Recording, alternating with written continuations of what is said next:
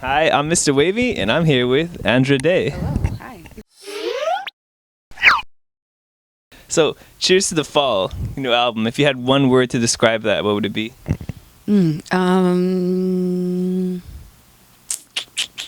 Truth. Nice. I mean, you worked with a lot of great people on this album. You know, obviously R&B legend Raphael Sadiq. Yeah. Am I saying that right? I always mess up his Raphael name. Sadiq, you got it. All right, cool. And Questlove and James from the Roots, and the DapKings. You have a lot of great people. How did you get involved with all these people for the album? You know what? Well, I started working on the album actually with Adrian Gervitz, and Stevie Wonder was actually who introduced me to him. And so as we were just going through the project, and we would just reach out to people, you know what I mean, and see how they felt about the project and the music. And fortunately, they enjoyed what they heard. They gravitated towards it. So, we were fortunate enough to be able to reach out to them, and they responded well. And so that's how that happened. Once I went in with Raphael, we had the bulk of the album done already, and we really wanted his flavor on it as well too. And so he actually flipped some of the songs we had. We actually did some new songs together that I love. And so it was all very surprising when people would come back with a yes. I was like, really? Is this going to happen? But Well, I mean, what's not to like? yeah, it was. Yeah, we were definitely very, very fortunate. So it was a blessing that they were all involved. And talk a bit about how you got involved with Stevie in the first place. And I mean, he was a huge help to your career, obviously. Yeah, absolutely. I mean, him and his wife are really who discovered me. And so they heard a clip of me singing, actually. And she played it for Stevie, and he liked it. And so they actually reached out, and he called me and just, wanted to talk about music and possibly doing a song together. I can't remember the title of the song right now, but we had a specific song idea in mind that he wanted to work on.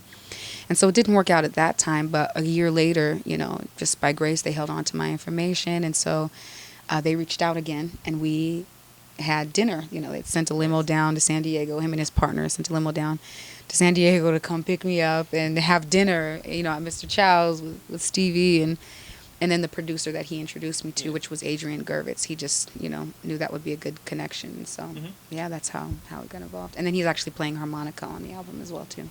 Yeah, oh, that's always fun. That's Cool. always fun. Yeah. And, obviously just got off tour with the great Lenny Kravitz as well. How was that?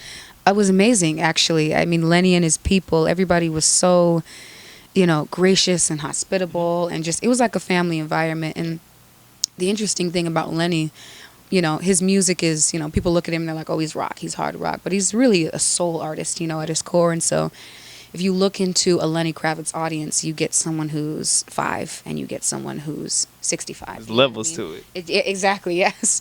So every age group, every race, every, people from every walk of life are in a Lenny concert. So it was really interesting and amazing for me to perform for that type of audience.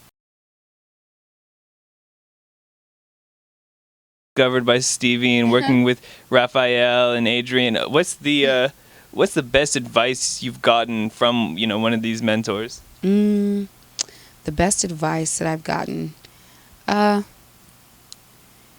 think 2 things actually. From all of them, simplicity is equally as powerful as a bunch of noise or a bunch of clutter. You can be simple and to the point and get your point across even more powerfully than you would adding things into it. And then also to go, from Adrian, go with the heart, you know what I mean, when it comes to, for instance, being in the vocal booth and singing, not worrying about, well, I have to get the perfect vocal take. If it has some scratch on it, if it has some grit, if it's not perfect, but it conveys the emotion, then that's the direction that you go in. So, yeah, I learned a lot from it, actually. Nice.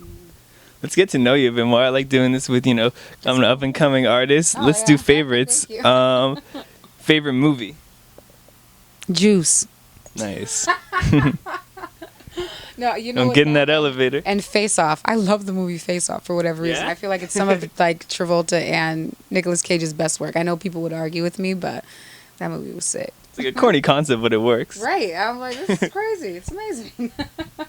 What about favorite album? Oh gosh, one album is very, very, very hard for me to pick. Oh gosh, favorite album is is hard for me. Anything by Billie Holiday and Nina Simone, obviously. But I'll go right now with something current. Choose Your Weapon by Hiatus Coyote. Nice. I'll do something, yeah, current. Celebrity crush.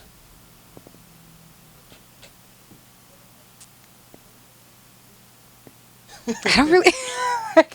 I'm like drawing a blank on his celebrity right now. This is crazy. Let's see, celebrity crush. Snoopy. I really like Snoopy. Sure. Yes. You can't not love Snoopy. Right, exactly. If he sleeps on top of his house, not in it, I think that's great. What about favorite food? Let's say, you're on death row and they give you Cheese. I just want cheese. Somebody give me cheese, please. any specific meal with cheese, No, like just mac and cheese cheese. all the time, Any type of cheese? All the cheeses: Gouda, Munster, Swiss, Provolone, Romano. Just all the cheeses that I can't have. Sure. All right, Andra. We like to end it off with our signature question. Always, Okay. we've asked this to all sorts of different genres and different people, and now it's coming to you. Okay. What is the meaning of life? The meaning of life, for me, that's an easy one. It is a relationship with God, and finding your purpose in that, your higher, your greater purpose in that. For me, that's what it is. That's lovely. Thank you so much for your time. Thank you very much. Pleasure. I'm Mr. Wavvy, and we're out.